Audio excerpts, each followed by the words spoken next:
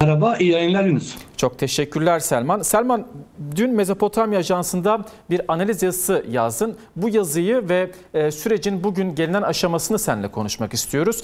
Aslında geçtiğimiz haftanın ana gündem konusu İmralı'ya gidilecek mi, İmralı'ya kimler gidecek konusuydu. Ve aslında savaş çığırtkanları hafta boyunca hem CHP'yi hem de komisyonda bulunan diğer partileri hedef alan ve onların kararını etkileyecek açıklamalar yapıyorlardı. Gözler Cuma günündeydi ve Cuma günü beklenen karar çıktı. Evet, komisyon İmralı'ya gidecek ancak eksiklerle gidecek. CHP ve Yeni Yol Partisi, Yeni Yol grubu daha doğrusu komisyondan kendi milletvekillerinden üye vermeyeceğini açıkladı. Sen de bunun üzerine bir analiz yazdın. Bu analizi seninle konuşalım. Öncelikle şunu ifade edelim. Sence savaş çığırtkanlarının açmış olduğu bu propaganda sonucu mu böyle bir karara vardı bu iki parti ya da grup, ya da kendi gerçekten oy kayıplarını ya da seçimleri bahane ederek mi böyle bir karar aldılar? Analiz üzerinden konuşalım istersen.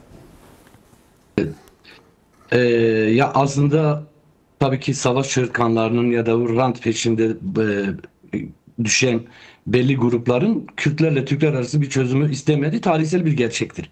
Yani bu mesele yeni değil.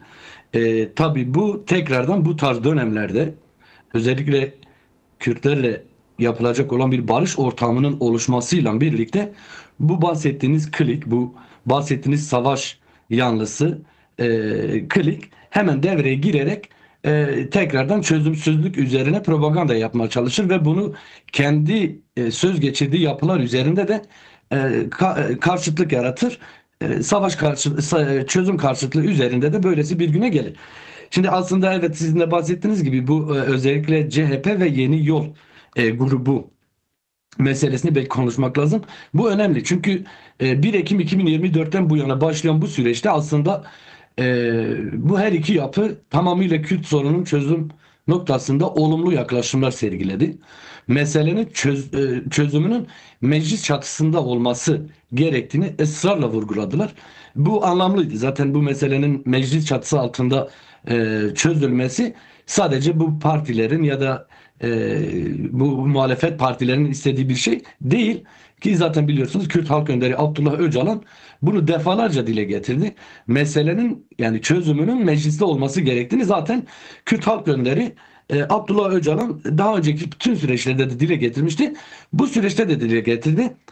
Ancak geldiğimiz aşamada Kürt Halk Önderi Abdullah Öcalan'la görüşmek üzere gerçekleştirilen komisyona üye vermeme meselesi, bu her iki parti arasında CHP ve Yeni Yol grubu buna üye vermediler.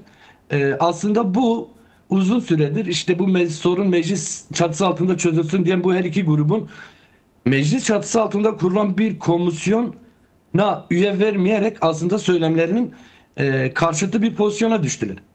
Şimdi ister istemez insan sorguluyor. Kamuoyu bunu sorguluyor. Ne oldu? Yani bu her iki parti ne oldu da böylesi bir pozisyona düştüler. Aslında Kürt hareketi bunu uzun süredir uyarıyor. Yani Kürt hareketi özellikle CHP ve diğer muhalif partiler üzerinde bugüne kadar bunların muhatap almak üzerine merkezi siyaset alanını daraltarak bunların da muhatap olması için müthiş çabalar verdi. Yani ne verdi? İşte diyelim 2016'dan bu yana özellikle HDP'lerin dokunulmazlıklarının kaldırılmasına evet demelerine rağmen merkezi siyaset alanı muhatap olmadığı için Kürt hareketi merkezi siyaset alanını daraltıp muhalefeti de bu işin içine koymak için özellikle destekledi. Yani CHP'yi destekledi. CHP'nin bütün bu Kürt karşıtı tutumlarına karşı rağmen CHP'yi ve diğer muhalif partileri destekleyerek aslında bunları da muhatap haline getirmeye amaçladı. Ama geldiğimiz aşamada bunlar muhatap olmamak için direniyor.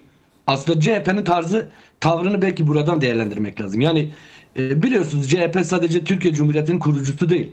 Aynı zamanda Kürt meselesinin yaratılmasından da kurucu ve başat aktör partidir. Gelinen aşamada dönemsel olarak işte Kürt hareketin, Kürt kamuoyu ve Kürt siyasal hareketi aslında CHP ile bu meseleyi, yani meselenin başlatanı olan CHP ile de çözmek istediler.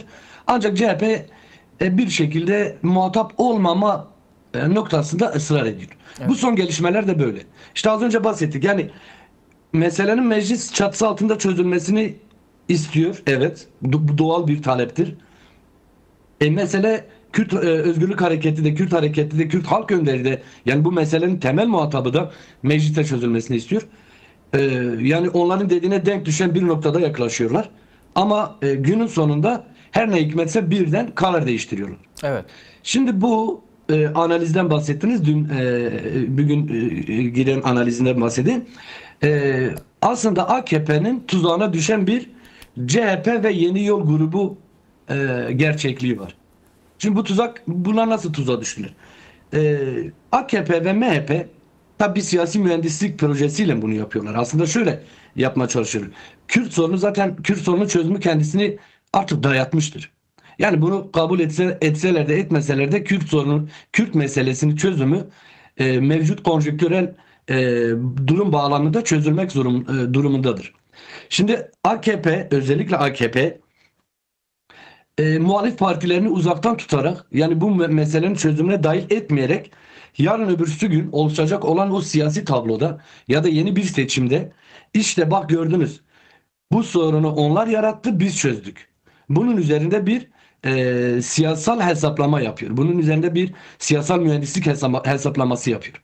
Ve geldiğimiz aşamada kendisine Türkiye'nin ana muhalefet partisi diyen CHP'nin, yani bugüne kadar aslında bütün Türkiye'nin temel sorunlarında, temel yapısal sorunlarında çözüm olamamış ve o kuruluş kodlarına bağlılığını sürdüren ve geldiğimiz aşamada da kuruluş kodlarından kopmayan bir CHP AKP'nin tuzağına düştü. Evet. Evet, AKP'nin tuzağına düştü. Aslında bu edindiğimiz kulislere göre zaten AKP, CHP'nin ana muhalefet partisini zaten bu meselenin çözümüne dahil olmak istemediğini belirtiyorlar.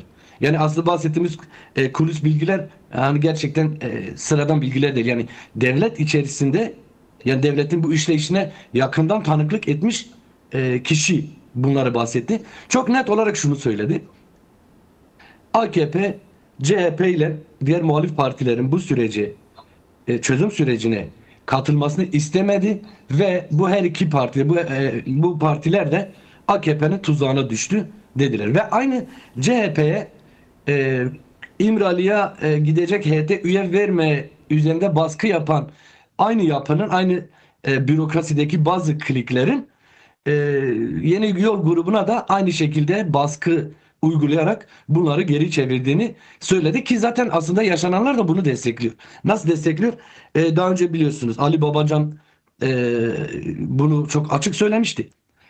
Yani bu sorunun meclis çatısı altında çözülmesi gerektiğini belirtmişti. Evet. Meclis çatısı altında kurulan bir komisyon var. Neden girmiyorsun? Ya da bugüne kadar olumlu gelişmeler, olumlu yaklaşımlar vardı. Ama şey olmadı. Yine mesela Kanitor'un Gelecek Parti'den Kanitor'un ben Öcalan'a özür dilerim. Devlet Bahçeli'ye kimse eşlik etmezse Ben de eşlik edebilirim demişti. giderim. Evet. Eşlik ederim demişti. Saadet Partisi'nin açıklamalarına bakıyorsunuz. Bugüne kadar Kürt meselesinin çözümünde hep birlikte hareket etmemiz gerektiğine dair birden fazla defa beyanatlarda bulundular. Evet. Ama günün sonunda böylesi bir gelişme oldu ki kaynaklar son 2 gün içerisinde kendilerine, özellikle Yeni Yol grubuna son 2 gün içerisinde bürokrasiden bir baskının geldiğini ve bu baskıya dayanmadığını söylüyorlar. Farklı iddialar da var. Aslında en belirgin, yani bu biraz daha kaynağımıza olan güvenimizden dolayı ve bu iddiayı önceledim ama farklı iddialar da var. Mesela farklı iddialar nedir? İşte bu Kürt Halk Önderi Abdullah Öcalan'ın bu Orta Doğu'da gelişen İsrail hegemonyasına karşıtlığı üzerinden Mossad'a bağlı ya da MİT'e bağlı bazı kesimlerin bu partileri arayarak kesinlikle İmralı'ya gidilmemesi yönünde talimat verdiklerini söyleyenler de oldu. Bunu neden yapıyorlar?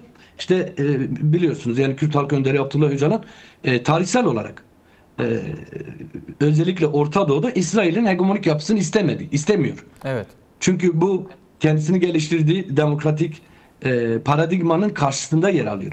Yani halkların kendi kendini yönetme paradigmasının karşısında yer alan bir paradigma olduğu için Kürt Halk Önderi bunu kesinlikle, yani başladığı günden bu yana, Kürt özgürlük mücadelesine başladığı günden bu yana bu karşıtlığını sürdürüyor. Evet. Şimdi bu karşıtlığını sürdürürken devlet içerisinde de bazı yapılar, İsrail ile ilişkili olduğu söylenen bazı yapıların Öcalan'la görüşmeyerek ya da Öcalan'la görüşmeye giden heyette üye vermeyerek aslında çözümü sabote etmeye dönük bir hamle olduğunu söylüyorlar ki bunu çok net söylemek lazım. CHP geldiğimiz aşamada tarihsel kodlarında kopmayarak ve bugüne kadar Kürt sorunu çözümüne dönük söylem ve raporlar dışında hiçbir pratiği olmayan CHP'nin yine temeli yani sebebi olduğu bu Kürt meselesini çözmeme noktasında irade gösterdiğini bunu çok net söyleyebiliriz Yunus. Evet. Selman, çok teşekkür ederiz aktardığın bilgiler için. Analizin de elbette çok başarılı. Bunu da analizinde ilerleyen saatlerde tekrardan paylaşacağız bizler de Medya Haber aracılığıyla. Sana da çalışmalarında başarılar diliyoruz. Teşekkürler, iyi yayınlar. Çok teşekkürler.